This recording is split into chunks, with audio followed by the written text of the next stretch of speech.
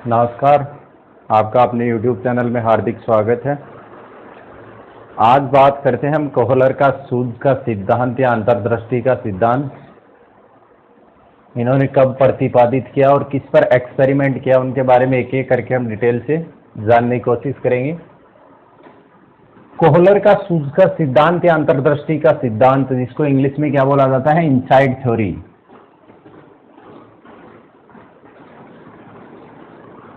Inside theory.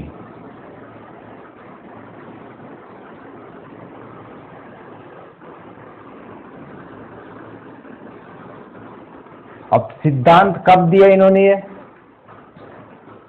1912 में। 1912 में इन्होंने सिद्धांत दिया। अब इसके प्रतिपादक की बात करते हैं। कोहलर का सूझ का सिद्धांत तो नाम से है कोहलर का सूझ का सिद्धांत या अंतर्दृष्टि का सिद्धांत। तो प्रतिपादक कौन है इनके?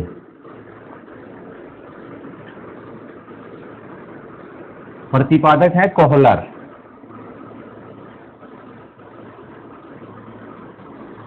कोहलर, कोफ्का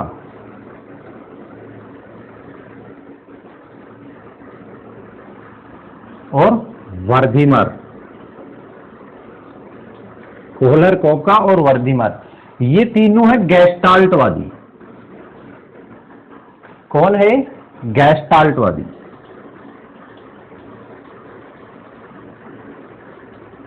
गैस्टाल्टवाद के जनक है ये कोहलर, कोफ्का और वर्धीमर। प्रतिपादक है इनके कोहलर।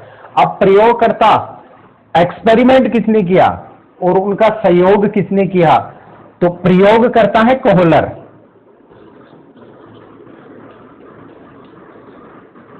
प्रयोगकर्ता कौन है?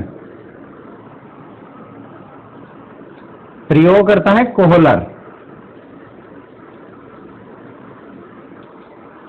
और सहयोग किन्होंने किया? कोफ्का ने। सहयोग करता है कोफ्का। इनसाइड थ्योरी, प्रयोगकर्ता कोहलर, प्रतिपादक इनके तीनों को माना जाता है कोहलर, कोफ्का और वर्धीमर। और इस सिद्धांत का दूसरा नाम भी गैस्टाल्टवाद का सिद्धांत किसने दिया, उनके नाम से भी पूछ सकते हैं। सहयोग करता है कोफ्का। कौन से सन में प्रतिपादित किया इसको? 1912 में। अब बात करते हैं गैस्टाल्ट। सर्वप्रथम जानते हैं हम गैस्टाल्ट क्या है। गैस्टाल्ट होता क्या है, गैस्टाल्ट का अर्थ क्या है? तो गैस्टाल्ट है जर्मन शब्द।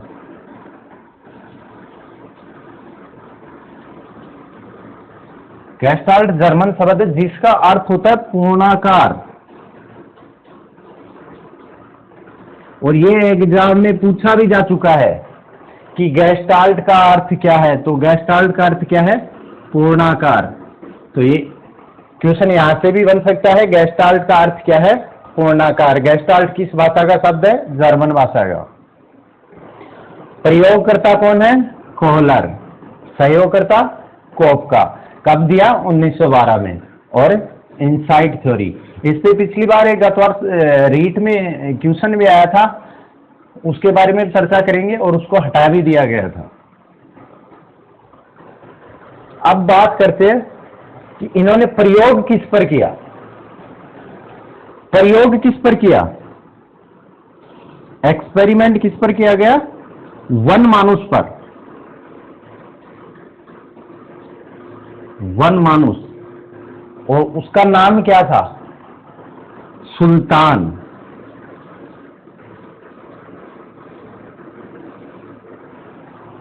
प्रयोग किया गया वनमानुष जिसका नाम था सुल्तान। ये भी एग्जाम में प्रश्न पूछा जा चुका है पहले भी और आगे भी पूछ सकते हैं कि किस पर प्रयोग किया गया और उनका क्या नाम था। तो उनका नाम था सुल्तान। वनमानुष पर प्रयोग किया और सुल्तान जिसका नाम था। तो ये इनकी बेसिक डिटेल समझ में आ गई। अब बात करते हैं कि कैसे प्रयोग किया और कैसे उन्होंने इनसाइट शब्द पर जोर दिया और कैसे सूझ का सिद्धांत है।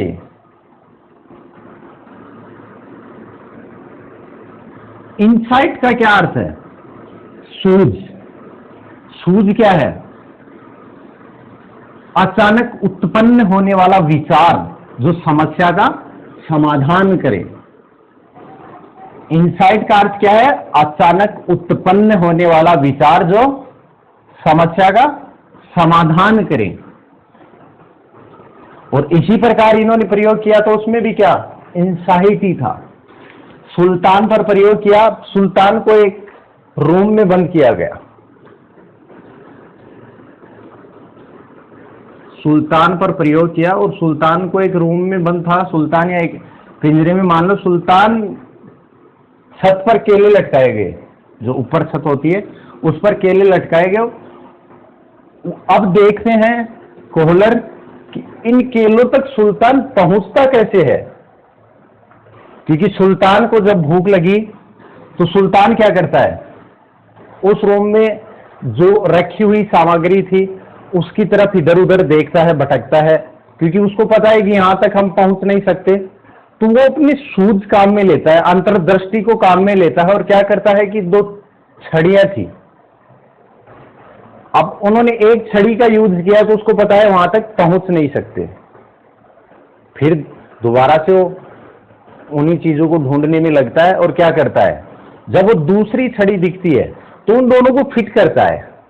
क्या करता है? दोनों को एक करता है, दोनों को जोड़ लेता है और क्या करता है, आसानी से उन केलों तक पहुंच जाता है और उनको उतार लेता है और अपना भोजन कर लेता है उनसे। तो ये क्या था उनमें? ये एक सूझ थी, एक उनकी अंतर्दृष्टि थी। अचानक से विचार आया। अगर आसानी से केले मिल जाते तो उसको सूझ की जरूरत ही नहीं थी। अगर आप नीचे दे देते तो उनको क्या जरूरत थी सुल्तान को कि ये छड़ी लगाएंगे और वहां तक पहुंचेंगे? क्यों, आवश्यकता ही नहीं थी। लेकिन समस्या आ गई। क्या समस्या आ गई? सुल्तान भूखा था, केले ऊपर लटके हुए थे, वहां तक सुल्तान पहुंच नहीं पाता। अब सुल्तान इधर उधर देखता है। जब हमारे भी कोई समस्या आती है तो हम भी उसके समाधान के लिए चारों तरफ निष्कर्ष निकालते हैं उसका कि क्या होगा क्या नहीं होगा। और अचानक से एक सूझ आती है हमारे दिमाग में कि या इसका तो ये समाधान हो सकता है, और वही समाधान सक्सेस हो जाता है और उस समस्या का समाधान कर लेते हैं। तो वो हमारी अंतर्दृष्टि, सूझ। क्योंकि सूझ अचानक उत्पन्न होने वाला वह विचार जो समस्या का समाधान कर दे। ऐसे थोड़ा ना है कि एक लंबी प्रोसेसिंग के लिए अचानक की बात करते हैं, अकस्मात जिसको कहते हैं, अचानक या अकस्मात एक विचार आए और वो हमारी समस्या का समाधान करें। तो इन्होंने क्या किया, मान लो यहां ये छत है, ये रूम है, यहां पर चिंतेजी है, सॉरी सुल्तान है, और यहां ये केले लटके हुए हैं। क्या लटके हुए हैं? केले लटके हुए हैं। अब यहां तक पहुंचने के लिए सुल्तान वैसे तो नहीं पहुंच सकता क्योंकि डिस्टेंस काफी थी। अब यहां एक छड़ी रखी हुई थी और एक छड़ी यहां रखी हुई थी। तो मान लो सुल्तान पहले इसका यूज करता है। अब इस छड़ी से वो पहुंच नहीं पाता है, केलों तक नहीं पहुंच पाता है। अब उन्होंने क्या किया, थोड़ी देर इधर उधर और देखा तो ये एक छड़ी और दिखाई दी। अब क्या किया, दिमाग में मतलब देखता रहा इस छड़ी को। अचानक एक सूझ उत्पन्न हुई। वो क्या सूझ थी कि अगर इन दोनों को एक जगह किया जाए, इन दोनों को मिला करके या इन दोनों को फिट करके आपस में इन केलों तक पहुंच सकते हैं हम। तो इन दोनों को जोड़ लिया और यहां से वो केलों तक पहुंच गया और केलों को उतार लिया। तो ये इनका फर्स्ट प्रयोग था। अब सेकंड प्रयोग क्या था? सेकंड प्रयोग भी यही था, उन्होंने कुछ बॉक्स रख दिए केलों तक पहुंचने के लिए। उन्होंने कुछ बॉक्स रखे, मान लो एक बॉक्स यहां पड़ा है, एक बॉक्स यहां है और एक बॉक्स यहां है। अब सुल्तान यहां से जब उछल कूद की उन्होंने प्रयोग किया, देखा कि यहां तक पहुंच सकते हैं नहीं पहुंच सकते हैं, लेकिन सुल्तान असफल रहा यहां पहुंचने में क्योंकि इतनी छलांग दे नहीं सकता था। बाद में उसको विचार आया कि अगर इस बक्से के ऊपर मैं खड़ा होकर के यहां से पहुंचने की कोशिश करूं तो उसको लगा कि हाँ मैं पहुंच सकता हूं, थोड़ा नजदीक आया। फिर दूसरा क्या किया, दूसरा बॉक्स उस पर रखा और केलों तक पहुंच गया सुल्तान और उन केलों को उतार लिया गया। तो कोहलर ने ये एक्सपेरिमेंट किया, तो कोहलर ने कहा कि अचानक जब हमारे सामने कोई समस्या आती है तो उसका अचानक सूझ उत्पन्न होती है और उस सूझ से हम उस समस्या का समाधान करते हैं और वो अकस्मात होती है। क्योंकि जब समस्या आती है तो हम सोचते हैं, कुछ करते हैं, उसका निराकरण करने की कोशिश करते हैं, लेकिन अचानक एक विचार आता है। जैसे मान लो आप जयपुर जाना चाहते हैं अपने घर से, तो आपके दिमाग में क्या क्या विचार आएंगे? शायद मैं बस से चला जाऊंगा, ट्रेन से चला जाऊंगा, या और किसी माध्यम से किसी से लिफ्ट लेकर के चला जाऊंगा। लेकिन फिर एक अचानक आया, क्यों ना मैं कैब बुक कर लेता हूं और मैं जयपुर चला जाऊंगा। तो वो कैब का आइडिया, जो यहां आइडिया काम करता है, तो वो क्या है? सूझ। और अचानक से सूझ उत्पन्न होती है और हम उस समस्या का समाधान कर लेते हैं। तो इनका ये सूझ का सिद्धांत है। अब इसको क्या कहते हैं? और संज्ञानात्मक क्षेत्र का सिद्धांत भी कहा जाता है इसको। इसी सूझ के सिद्धांत को क्या कहा जाता है? संज्ञानात्मक क्षेत्र का सिद्धांत।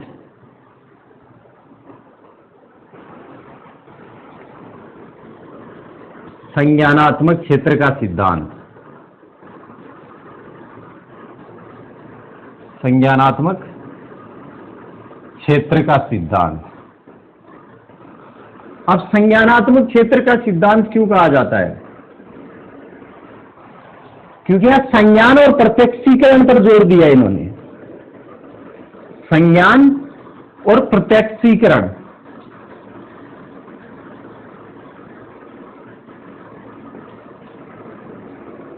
संज्ञान और प्रत्यक्षीकरण क्या है? संज्ञान का अर्थ मानसिक क्रियाओं से। पियाजे का संज्ञानात्मक विकास भी पढ़ा था, तो वही संज्ञान है, कॉग्निशन। अब संज्ञान, जब हम समस्या का समाधान करते हैं तो वहां हमारा मेंटल सेट कार्य करता है, मानसिक एक्टिविटीज होती है हमारी वहां पर।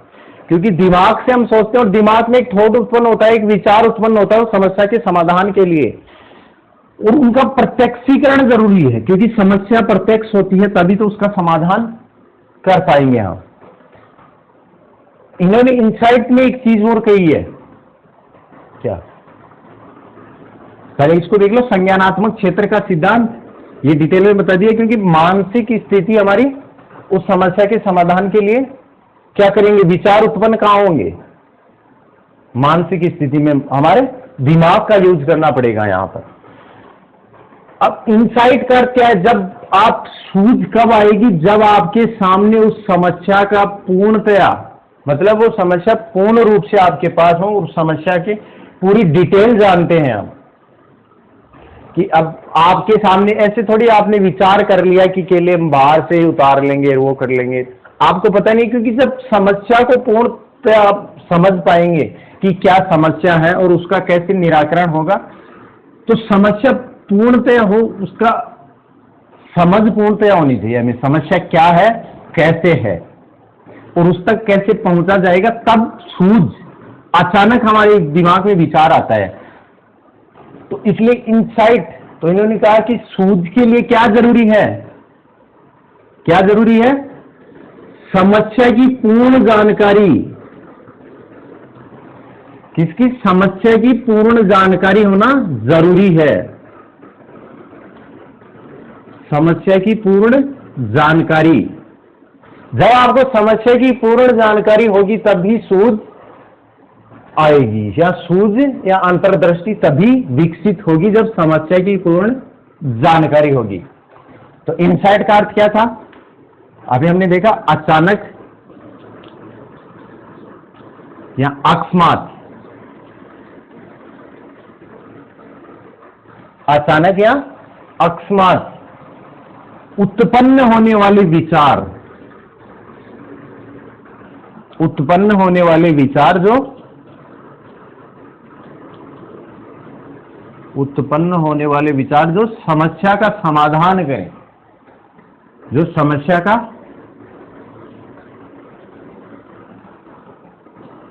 समाधान करें।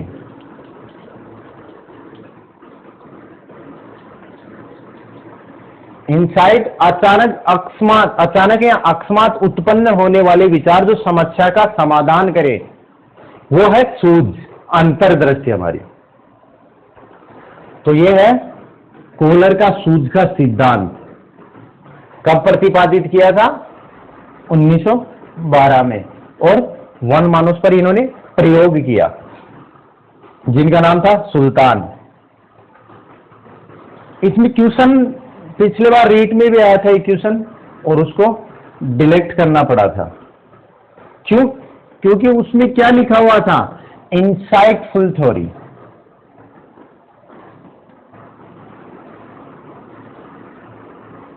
अब इन्होंने क्या किया? आपने पहले पढ़ा है प्रयत्न एवं त्रुटि का सिद्धांत थॉर्नडाइक का। क्या पढ़ा? प्रयत्न एवं त्रुटि का सिद्धांत। अब ये क्या कहते हैं? प्रयत्न एवं त्रुटि के बजाय प्रयत्न एवं त्रुटि के बजाय किससे सीखते हैं? सूझ से। प्रयत्न एवं त्रुटि के बजाय सूझ से सीखने पर बल दिया इन्होंने। सूझ से सीखा जाता है। क्या कहा इन्होंने? कि प्रयत्न एवं त्रुटि के बजाय सूझ से सीखा जाता है, क्योंकि जब समस्या आएगी तो हमारे मानसिक दिमाग में एक विचार उत्पन्न होगा। अचानक एक विचार उत्पन्न होता है, और वो विचार उस समस्या के समाधान के लिए जरूरी है, और उस समस्या का समाधान उस विचार से हो जाता है। तो यहां इंसाइट का अर्थ आपको समझ में आ गया कि इंसाइट, लेकिन इंसाइट विकसित करने के लिए, इंसाइट जब विकसित होगी, जब सूझ आएगी, जब आपको उस समस्या का पूर्ण पता हो। जब तक समस्या का पूर्ण पता नहीं होगा तब तक सूझ नहीं आएगी, क्योंकि आपको समस्या का ही अधूरा ज्ञान है, तो आप उस तक पहुंच नहीं पाते। तो इन्होंने इस पर जोर दिया है, और इन्होंने ये स्टेटमेंट दिया है कि समस्या का अगर पूर्ण पता है तो आप में सूझ विकसित हो जाती है। और आप जब भी कोई कार्य करते हैं, कोई भी समस्या आती है, तो एक बार ऐसा तुरंत एक दिमाग में आइडिया आता है आपके, वो आइडिया सूझ ही है। क्या है वो आइडिया? इंसाइट ही है। हम उसको क्या बोल देते हैं कि एक आइडिया है मेरे दिमाग में। आप मान लो आप 4-5 दोस्त बैठे हैं और कोई समस्या है आपके। अब आप क्या कर रहे हैं? उसके सोच रहे हैं, कोई क्या कह रहा है, कोई क्या कह रहा है, और एक आप बैठे बैठे दिमाग लगाते हैं, और एक अचानक से दिमाग में आइडिया, और आपने कहा कि यार इसका तो ये सॉल्यूशन है, इसका तो ये समाधान है। तो वो एक अकस्मात है, और ये अचानक होता है। सूझ अकस्मात या अचानक होती है। अब ये यूज कैसे होता है? यूज किन किन में होता है? जब आप पाठ्यक्रम करिकुलम का निर्माण करते हैं, तब भी सूझ का सिद्धांत यूजफुल है। शिक्षण सूत्र दिए हैं, उनमें भी यूजफुल है। पूर्ण से अंश की बात करता है, पूर्ण से अंश, पूर्ण से अंश की ओर जो शिक्षण सूत्र है उसमें हेल्पफुल है। क्योंकि जब समस्या पूर्ण होगी, जब आप मान लो आपने कभी लेसन पढ़ रहे हैं, कोई आप चैप्टर पढ़ रहे हैं, तो उसमें टीचर आपको पूरा चैप्टर पढ़ा देता है। अब उनमें से जो मेन पॉइंट है उन पर फिर वो फोकस करता है। तो ये है पूर्ण से अंश की ओर। अब बात करते हैं जो रीट में पूछा गया क्वेश्चन है, वो कैसे पूछा गया था कि insightful theory. Insightful theory, insightful theory के प्रतिपादक कौन है? उन्होंने ऑप्शन में कोहलर भी दिया था, लेकिन इंसाइटफुल तो थ्योरी ही नहीं है कोई। इंसाइटफुल थ्योरी नहीं है कोई, इंसाइट थ्योरी है, और जिनके प्रवर्तक कौन है? कोहलर है। तो यहां तक आपको समझ में आ गया होगा कि कैसे, और ये एग्जाम के दृष्टिकोण से काफी इंपॉर्टेंट है। कोहलर का सूद का सिद्धांत रीट में भी पूछा जा चुका है, सीटेट में भी पूछते हैं, टेट में भी, यूपी टेट में भी, लगभग टीचर्स एग्जाम है जितने भी टीचिंग एग्जाम है उन सब के लिए कोहलर इंपॉर्टेंट थ्योरी है, क्योंकि इन्होंने अंतर्दृष्टियां सूद का सिद्धांत दिया है जो हूबहू पूछा जाता है और इन पे क्वेश्चन भी पुट किए जाते हैं। तो ये ध्यान रखने की बात है कि पहले रीट में ऐसा क्वेश्चन पिछले रीट में ही आया था, इनसाइडफुल थ्योरी, तो इससे घबराने की जरूरत नहीं है। इनसाइडफुल थ्योरी कोई थ्योरी ही नहीं है, क्योंकि इनसाइड थ्योरी है लेकिन इनसाइडफुल थ्योरी नहीं है, और इसी वजह से उनको क्वेश्चन को डिलेक्ट करना पड़ा था। तो यहां तक आपको समझ में आ गया। किस पर प्रयोग किया? वन मानुस पर। क्या नाम था उसका? सुल्तान। इनसाइड का अर्थ क्या है? अचानक उत्पन्न होने वाला विचार जो समस्या का समाधान कर सके। और इनसाइट कब उत्पन्न होगा? जब हमें उस समस्या का पूर्ण पता हो।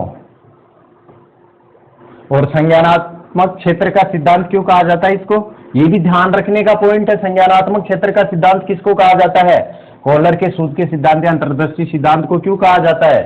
क्योंकि संज्ञान जहां मेंटल एक्टिविटी होती है, हमारी मानसिक प्रक्रियाएं शुरू होती हैं और उनसे ही हमें सूझ विकसित होती है, क्योंकि हर चीज का अगर समाधान निकालना है तो मानसिक क्रियाएं एक्टिवेट रहेंगी। तो ये था आज के लिए सूझ का सिद्धांत। और हमको और गेस्टाल्टवादी थे कोहलर, कोपका और वर्धाइमर।